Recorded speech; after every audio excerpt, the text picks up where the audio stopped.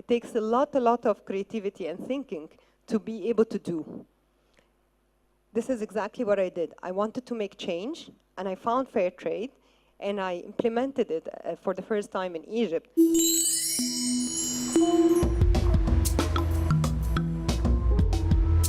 Inspire change. A lot of people think of solutions, new solutions, and develop new concepts to create change or to overcome challenges. Others, like me, think of existing ones and try to make them work. Well, the question that Yassine just raised is, am I satisfied in life? And how can I be if I'm not? And if yes, can I contribute more? Can I do something extra to be more satisfied or give more input to the society? This question is where many of us actually start. Some get stuck in it, and some people decide to do something about it. Well, I was raised and born in Egypt some 40 years ago. I studied business administration and worked in a world-leading multinational. To everyone, especially that there was nothing dramatic going on in my life, my future and my career and my success seemed straightforward, and everything looked perfect. But to me, something was really missing. I kept feeling that there is something wrong. I was not satisfied, and I learned after a couple of years in the multinational that actually personal satisfaction, my personal satisfaction, does not come from the good pay, the good working conditions, the successful, stereotyped successful career that people are thinking of. I realized that my personal satisfaction is actually related to creating or being able to contribute a positive contribution to the society, to the people and others. So I started to think of okay, I need to enrich my life a little bit more, and I started to do more social volunteer work, which didn't really work out after a while, because creating a balance between the corporate life and the busy corporate life and the social work did not actually work at the end. And I realized at that moment, after 3 years of successful career in the multinational, that I'm actually trying to spare time in my busy career for my passions, instead of making my passion my career. So I decided in year 2000 to quit the corporate life, to quit the big multinational and go to seek what I want to do. What I wanted to do back then was to work in a field of in the sector of social development. Something that was not really easy. It took me 2 very frustrating years to find what I want to do in this sector, especially that at that time, working in social development was not common. Available options were more like working for big donor organizations, international projects in development, or the other option was to work for charity-oriented NGOs. Neither of them were what I wanted. I wanted something that has more development rather than charity, and I was obsessed about the idea of sustainability rather than a short-term, small impact. So it took me those 2 very frustrating years, and it was not until I found fair trade that I felt that I am on track. Fair trade is a concept, is a global concept that simply means that you use trade for fairness and for development to improve the conditions of handicraft artisans and farmers. It's a sustainable tool for development, and it's globally implemented, as I said, in around 70 countries. It has set principles and conditions, ranging from working with disadvantaged artisans, increasing their capacity, paying a fair wage, gender equality, no child labor, etc. Fair trade organizations have to be valued and abiding, even evaluated and monitored against those principles. Fair trade was actually the perfect formula for me. It exactly answered what I was looking for. It combined my business background with my social interest.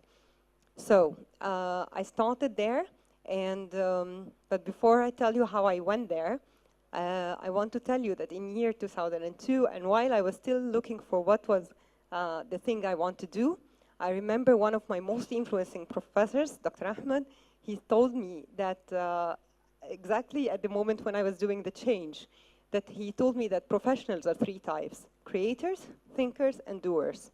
And that I am the doer type, not the thinker one. Well, don't get him wrong. This was his way of saying he appreciates me, and it was his way to push me back to the corporate world where he thought I would excel more. I remember I right away told him, no, I'm not convinced, and I will try. I'll give it a try. And today, I know that he was not right, and I know why he was not right. Because it takes a lot of creativity and thinking to be able to do. This is exactly what I did. I wanted to make change, and I found fair trade, and I implemented it for the first time in Egypt with a lot of thinking and a lot of creativity and hard work. Creativity, thinking, and doing are not separate. So you might be wondering, how did I come across fair trade?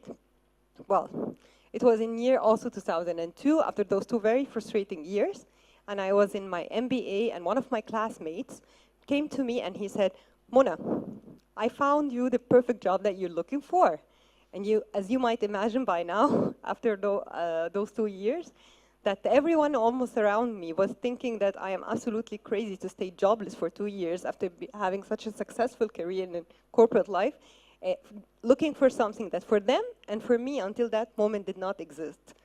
So he said, okay, there are those people who were running a project, the project finished, and they set a company to do something, but the company failed, and they wanted to do fair trade, which is not something known in Egypt, to support artisans who have never traded before, and they want to give it a last chance by hiring a manager to either close it or give it a push. And they are looking for a non-Egyptian manager. And then I'm like, sorry, did you hear yourself? Like, what's attractive in what you just said? I mean, a project that ended, a company that failed, a concept not known, people who have never traded, a non-Egyptian manager, why would that be attractive or the thing I'm looking for by any way? And he's like, I don't know how to explain it. Just go meet these people and you would understand. And because he insisted, I went reluctantly. But then after half an hour from meeting them, I was like, okay, on my dead body, this company is never going to fail or never going to close. And on my face, I think there was a huge smile, a smile that I believe everyone was seeing. It's a smile of satisfaction and victory. I did find what I was looking for. So I took it from there, and I researched the crafts and the artisans, their conditions, the social and economic conditions, but also the traditions behind their crafts. I also studied the concept of fair trade, and I tried to see how it was implemented in other countries, especially producer countries, which was a very tough task because at that moment, there wasn't much of documented experiences about producer organizations. After this research in year 2004, with this information in hand about the artisans, the crafts, and the concept itself, I sat with the team working with me back then, and we set the vision and the strategy and the mission of Fairtrade Egypt. We even rebranded it because until then it was called Egypt Crafts. So Fairtrade Egypt is now a social enterprise, a self-sustainable social enterprise that's providing its services to Egyptian artisans and to the Egyptian public who wants to get connected to their crafts, but also to international buyers since 2003. I am now a social entrepreneur who is satisfied with her career path. I know my country very much. I know the Egyptian people much more, very deep, and not from the surface. I have toured most of the country, village by village, researching the crafts, so I feel I am more and more Egyptian than where I started. But I made a lot of mistakes in this journey, and I made a lot of good things. And from both, I learned a lot. And from this, I'm very proud of the path that both myself and Fairtrade Egypt have taken. So, this leads to me being very proud, of course.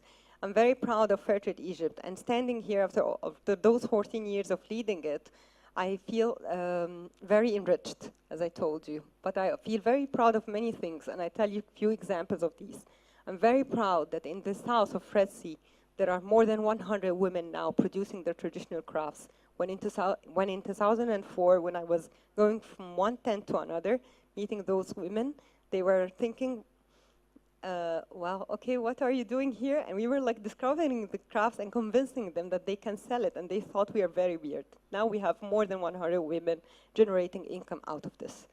I'm very proud that 50% of our customers in Egypt are actually Egyptians, not only expatriates and not tourists.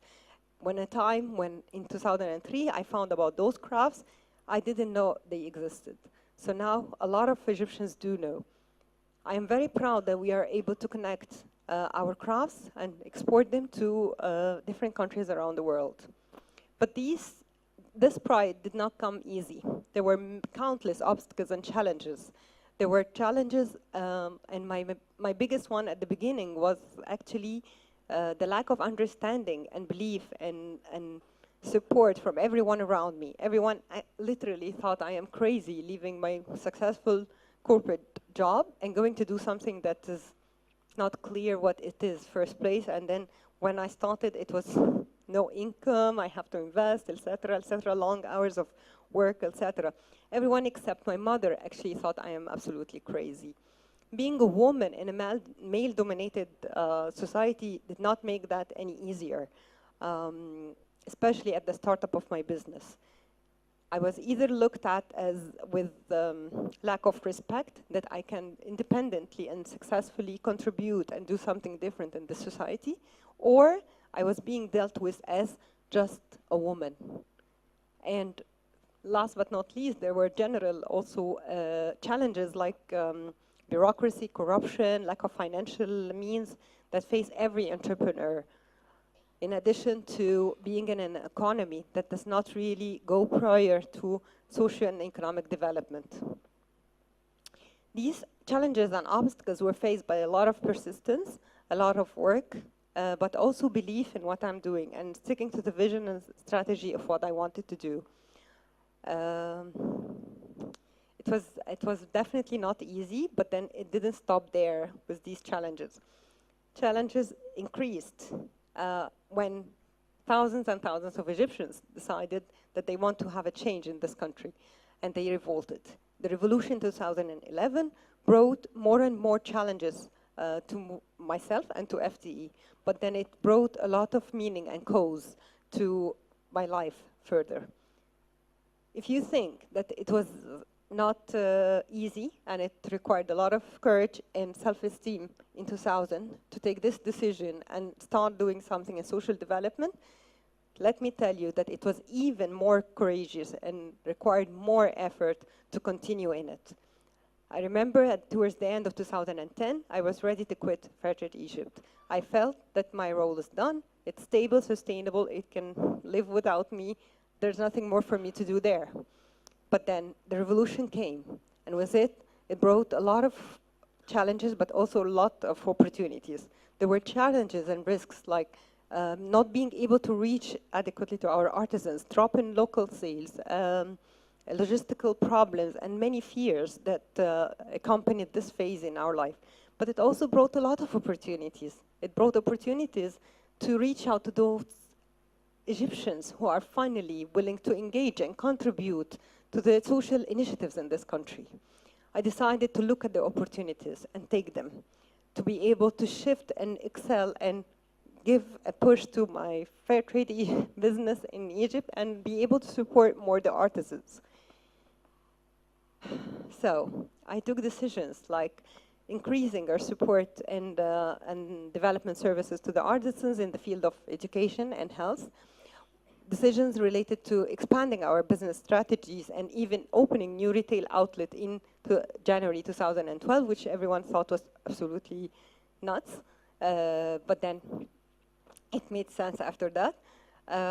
Many decisions that at the end resulted that Fairtrade Egypt has doubled its sales, its staff, its impact in the middle of the revolution. Well, so Fairtrade Egypt now is a social enterprise that's self-sustainable, that's supporting and providing a support to 2,300 individual artisans. 90% of them are women in 13 governorates of Egypt. It's providing that sustainably. It also provides thousands and thousands of Egyptians the possibility to know buy and be proud of their traditional crafts. And it's also providing 50% of its business to international buyers. Now I am a very, I would say, satisfied person. I'm very happy with my career path. I know that giving is enriching. A lot of people think that I am actually giving people better life. I don't see it that way. I feel that I have led a better life for myself. I am a person who wakes up every morning, just like you, happy that the day is starting, thinking that there's something to look for, and I sleep every night thinking that my day is not wasted, and this is priceless. I know and I believe that dreams can be achieved. I believe that fairness is possible even in trade, and I am looking forward for more things to be done. And I still think that Egypt can and will change. I'm willing to put every effort in this and not to give up, because this is the way to give my 10-year-old niece a better future. Pursue your dreams and passions, because I think it actually works. At least it worked for me. Thank you very much.